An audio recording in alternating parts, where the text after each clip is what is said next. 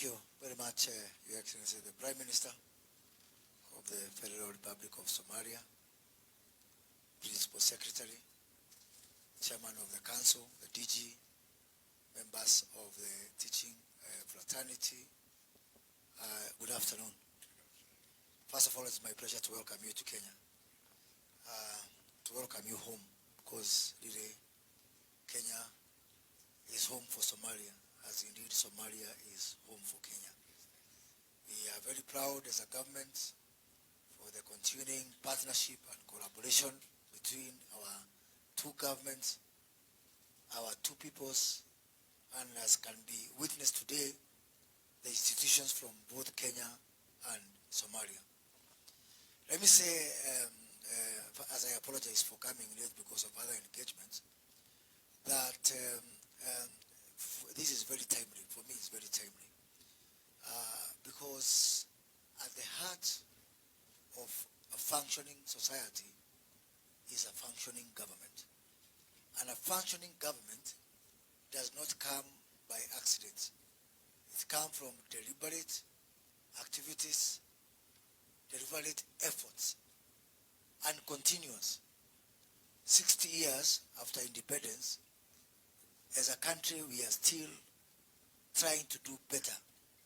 I must say that the way we train our people in government in Kenya has been very fundamental in building a stable society. Because people have to think the same. And for people to think the same, they need to come from a common training.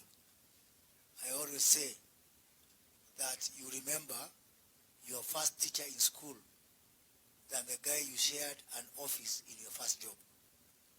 Right from primary school, you can still recall all the teachers that taught you, showing the importance and the long-lasting nature of training, of education in society. So the Kenya School of Government is right in the middle of Kenyan efforts to have a working government, a responsive government, and an efficient government, which is critical for the stability of Kenya as a nation and of society. So we are now working and driving our agenda as a Kenya School of Government based on 3 pillars. The first pillar is a pillar of government excellence. And we are redoubling and renewing our efforts to ensure that government excels in what we do, that we are efficient. So in this regard, and as the PS has said, not only are we training and insisting, we are now moving to an era where training is not optional. Everybody in the government of Kenya need to come here for training.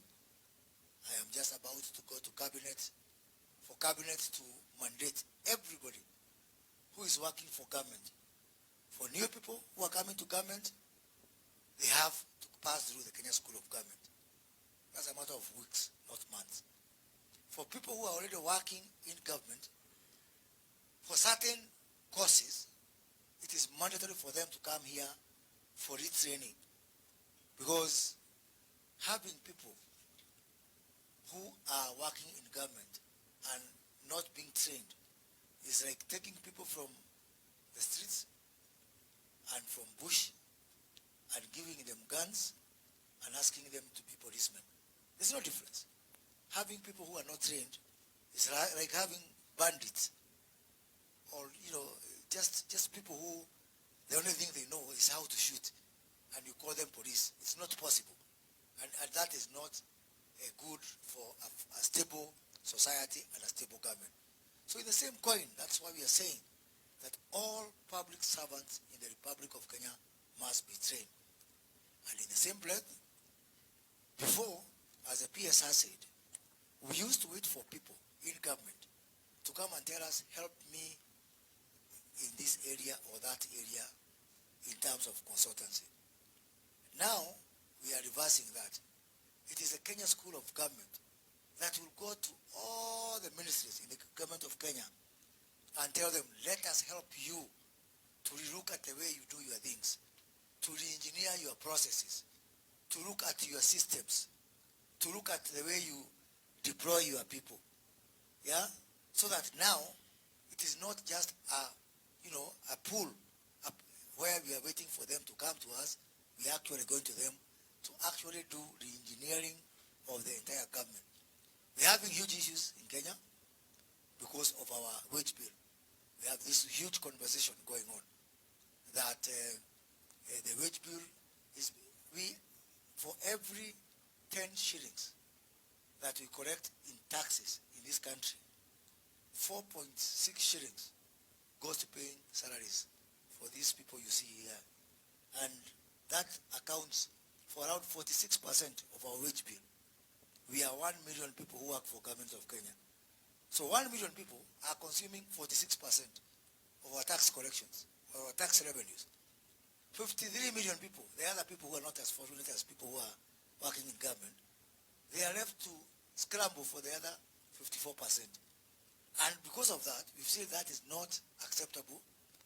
As we move towards the global benchmark of 35% of wage bill to revenue, we find the inevitable need to relook at our government processes, look at the way we deploy our people, look at the way we deploy systems, and that is why the Kenya School of Government is now going to be the consultant of choice for government as we try to re-engineer ourselves.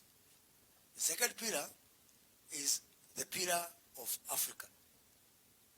As is witnessed by your presence here today, Your Excellency Prime Minister, we cannot continue just using or reserving Kenya School of Government for our own use as Kenya.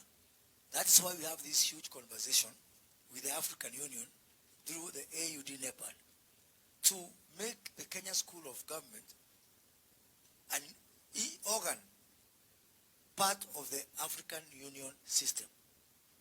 So you're not here by mistake. You're only here as an advanced party. The rest of Africa, once those discussions are completed, will be here, so that we start now to think uniformly as Africans. We cannot have a cohesive Africa that is integrated, that is trading with each other, with our people, people to people, government to government, business to business, and yet we don't have the same thinking from the point of view of the way we train our public servants. And so therefore, we are seeking, even within AU, the support of the Federal Republic of Somalia to really have this school to be adopted by the African Union as an AU institution. We have got other AU organs. We have got African Development Bank. We have got NEPAD. But we don't have a common way of training people who run policy and government in Africa. And Kenya has volunteered the Kenya School of Government to be that institution, because there must be someone who specializes in something. And for Kenya, we have volunteered to pioneer in this and really offer Kenya School of Government to be the Africa School of Government, so that we can be that platform for all of us, all the 54 countries of Africa, to think uniformly in the way we run government.